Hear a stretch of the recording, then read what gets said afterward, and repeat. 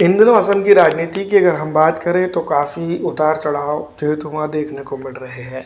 असम में अगर बात करें तो इस साल विधानसभा चुनाव होने वाले हैं और विधानसभा की अगर बात करें तो लगातार जो है तो माहौल गर्माता हुआ नज़र आ रहा है। ऐसे में मौलाना बदरुद्दीन अजमल साहब की अगर बात करें तो उनके बयान के मुताबिक जो है तो असम के अंदर जिस तरह से माहौल बना है वो उसके अंदर कांग्रेस यानी कि राहुल गांधी और जो है तो असदुद्दीन ओवैसी साहब के साथ गठबंधन करके चुनाव लड़ने के लिए तैयार है।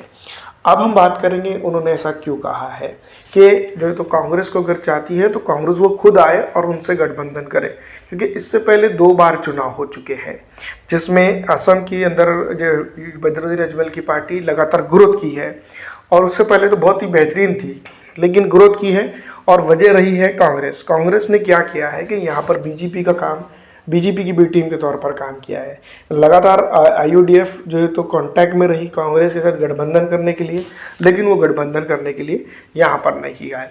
इसके बावजूद भी जिस तरह से माहौल बना उसको लेकर हम बात कर सकते हैं कि दोनों के ना गठबंधन होने के चलते तकरीबन 25 के करीब ऐसी सीटें हैं जो है तो इन दोनों की राजनीतिक सूझबूझ कमज़ोर हो जाने की वजह से या फिर जो है तो नासमझी की वजह से बीजेपी के खाते में गई है या इन दोनों से की कम हुई है। दूसरी तरफ अगर हम बात करते हैं कांग्रेस को लेकर जो बयान दिया गया है आईयूडीएफ का कि अब वो आकर करे, तो क्या वो करेंगी या नहीं करेंगी तो आने वाला वक्त ही बताएगा।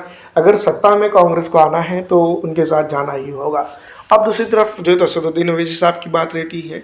असदुद्दीन ओवैसी साहब की पॉलिटिकल पार्टी को लेकर उन्होंने ये बात साफ कह दी है कि अगर वो चाहते हैं तो गठबंधन करने के लिए हमारे साथ आए और जो है तो हमारे लिए प्रचार करें, हम उनका मोस्ट वेलकम करते हैं, उनके साथ गठबंधन करेंगे।